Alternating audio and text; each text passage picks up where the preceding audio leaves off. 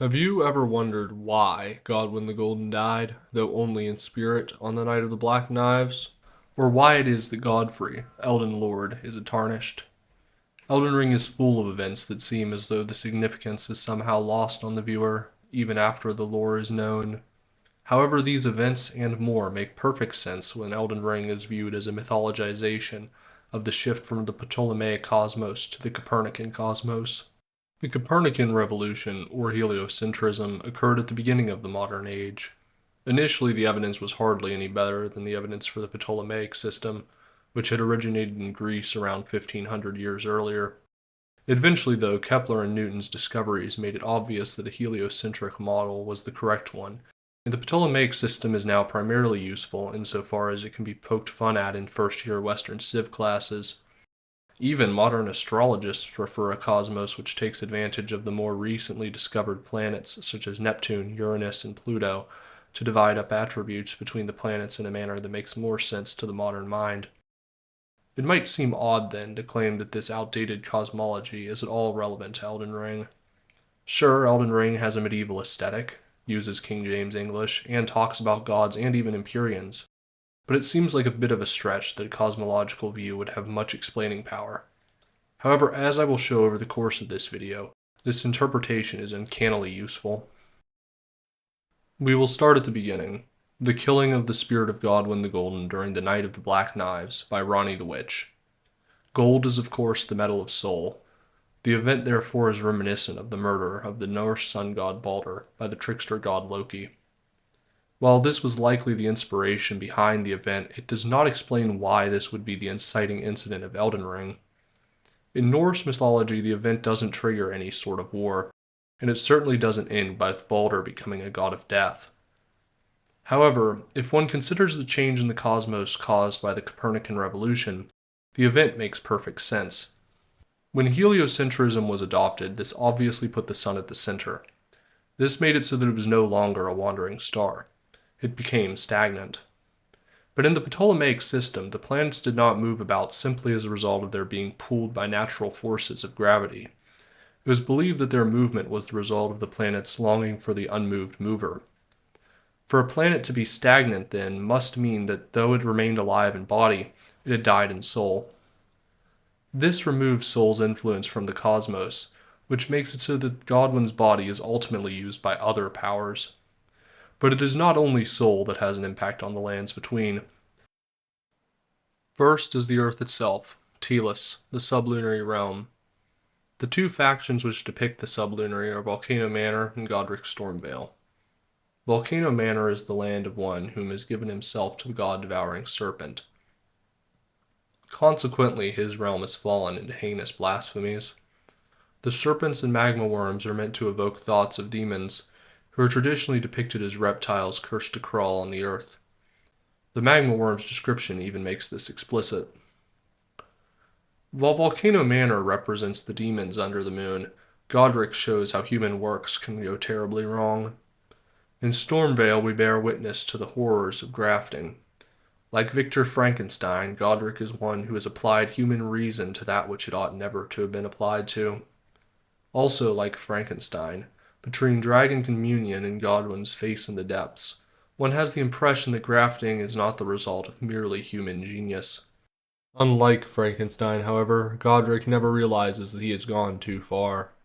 Though even he who grafted a dragon to himself does not dare to graft to himself a fragment of the corpse of Godwin. The dragon that Godric grafts to himself is representative of the demonic powers of the sublunary realm, whereas Godwin's corpse is animated by a translunary power, so it is fitting for Godric to throw it into a pit instead of grafting it to himself. The first translunary power is Luna, the moon. Luna is the planet that is in a transitory place between the heavens and the earth.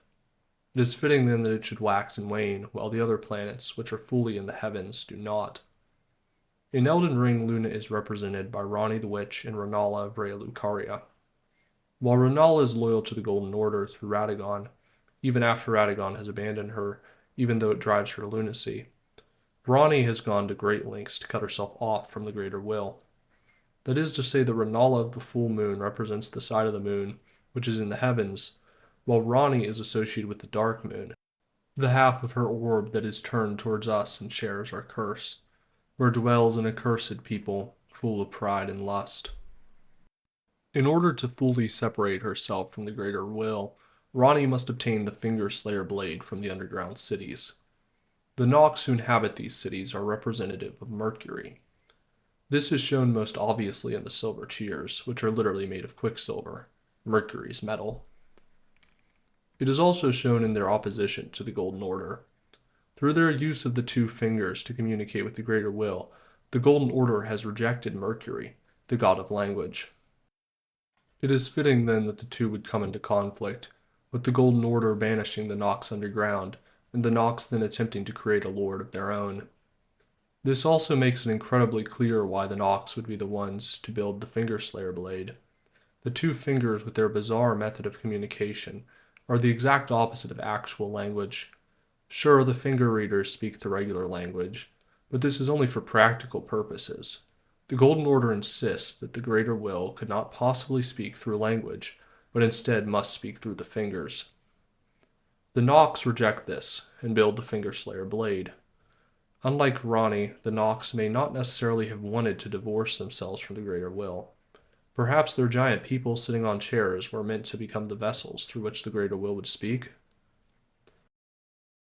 But there are also other forces underground, which are not associated with the Nox. The Scarlet Rot and Melania represent the planet Venus. This is evident from the fact that Melania is in conflict with Radon, clearly Mars, as well as from the details of the rod itself. First, Mars and Venus are in conflict, both because they are the twin poles of masculine and feminine, and because they are the planets both directly above and below Sol. Since this is a time of traumatic change in the cosmos, it makes sense that the masculine and feminine would fight between themselves to see who shall be more prominent in the age to come. Furthermore, with Sol no longer there to unite them, it was inevitable that conflict should emerge between the two, though of course there is a sense in which Sol still unites them, which I will address later on. For now, though, we will move on to a discussion of the Scarlet Rot. At first glance, the association of the Scarlet Rot with Venus strikes one as blasphemous. How could anyone associate holy Aphrodite with such ugliness? After all, Venus is Fortuna Minor. How could anyone consider the Rot to be in any way associated with good fortune? In a certain sense, the Rot can be considered good fortune for Melania, since it allows her to win her fight with Radon, but the cost of this victory, both to the world in the form of the destruction of Kaled, and to Melania through the harm the Rot inflicts on her, seems to be too great to be considered fortunate. However, not everything that comes with the Rot is bad. The Halig tree shows us how there is still some degree of beauty in it. Certainly, if one were to compare it to the Deathblight, the Rot appears vital and beautiful. The metal of Venus, copper, is also evoked by the Scarlet Rot. Notably, the only copper weapon in Elden Ring is found in Kaled. Its description specifically states that it is not to be confused with rust. This seems to be to guard the reader from confusing the red of Kaled with the red of rust. Rust, of course, being iron and being associated with Mars. Nonetheless, I think that it is clear that this is not what Venus is supposed to be like. Perhaps this is fitting, since it is true that in the time since the creation of the new cosmology, it does seem that Venus's impact on the Earth has been primarily negative. We have in fact even found scientifically that the atmosphere of Venus is extremely toxic. It seems that somehow moving the Sun has caused Venus to also have issues, perhaps because of their proximity in the Ptolemaic system. Speaking of Sol, we are told that the Rot can be stopped only by unalloyed gold. Notably, unalloyed gold is not associated with the Golden Order, as one might assume, but is instead only associated with Miquella, brother of Melania. The existence of unalloyed gold shows us two things. First, it shows us that the gold of the Erd tree is an alloy of different metals.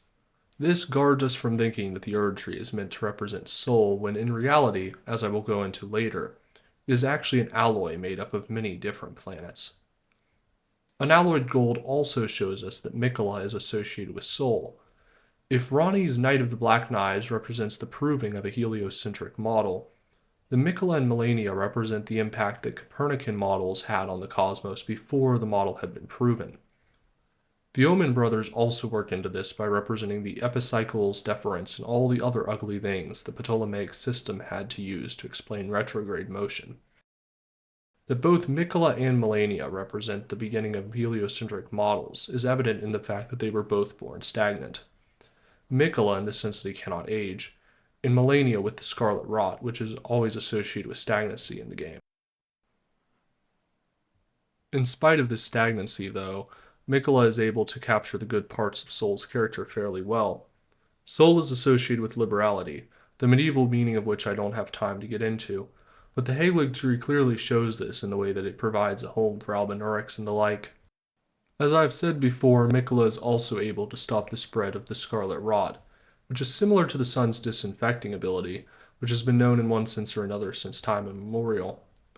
Though of course Miquella is also infamous as a manipulator. This shows what we might call, somewhat ironically, the dark side of Soul. Men will do anything in their blind lust for gold, and Miquella shows this to us very clearly. In addition to Melania, Miquella manipulates General Radon and Moog, Lord of Blood. This is fitting as they both represent Mars. Radon is Mars before the Copernican age. He is one of the strongest demigods. His loyal knights continue to fight the rot, and through sheer force of will he holds the stars in place even as the scarlet rot consumes him. But since Mars, like Venus, is next to Sol, it is also degraded. In the real world, this manifested in the fall of feudalism, a particularly Martian form of governance, and the decline of the warrior class generally. In Elden Ring, this manifests as the destruction of Caelid. But of course, since the lands between are inherently cosmological, it is not possible for a planet to simply go unrepresented. Much like Mercury, Mars is pushed underground. Moog represents Mars both because of him being the Lord of Blood, blood being associated with Mars both because of it being associated with war, and because its red color comes from the iron within it, and from the associations between him and Radon. Obviously, there is the fact that Miquella treats Moog as a replacement for Radon, but there are also more subtle similarities, such as how both are associated with the stars. Of course, this begs the question, if Radon is a pre-Copernican Mars, is there also a pre-Copernican Venus? There is. Her name is Queen Marica. Marica is, of course, typically associated with gold, but keep in mind that this is not the unalloyed gold of Miquella. My theory is that the Golden Order is a combination of Venus, Sol, Mars, and Jupiter, with Marica being Venus and Sol, and the Elden Lords being Martian and jovial.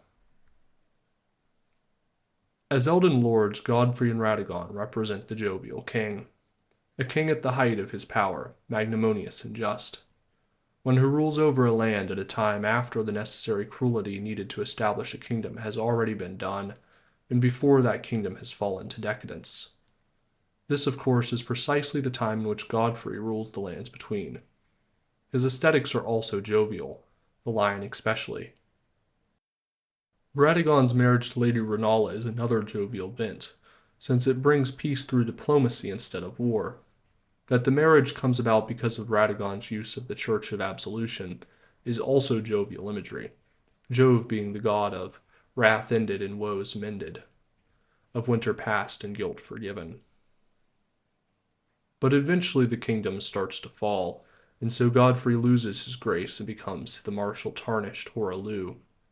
Marica then sends him into the wilderness. It is unclear whether this is done due to denial of what time it is, or if she intended for a successor to arise from among the tarnished. In any case, the lands between soon fall into decadence. Radagon is called back to the capital, and cruelties are inflicted in every quarter of the world. We come now at long last to the power which animated Godwin's corpse after his body had lost the influence of Sol. The seventh heaven, Saturn, god of death. Marica had long ago banished death from the Elden Ring, locking it in the frozen realm outside time, home of the ancient dragons, crumbling Farum Azula. The ancient dragons are a recurring motif in FromSoft games, and in all of the games they are in, they are largely analogous to the mythological Titans. The Titans, led by Kronos, Saturn, were defeated by the gods, led by Zeus, Jupiter. But of course, though Zeus or Marica banished death, they lack the strength to truly destroy it, and so ultimately it returns.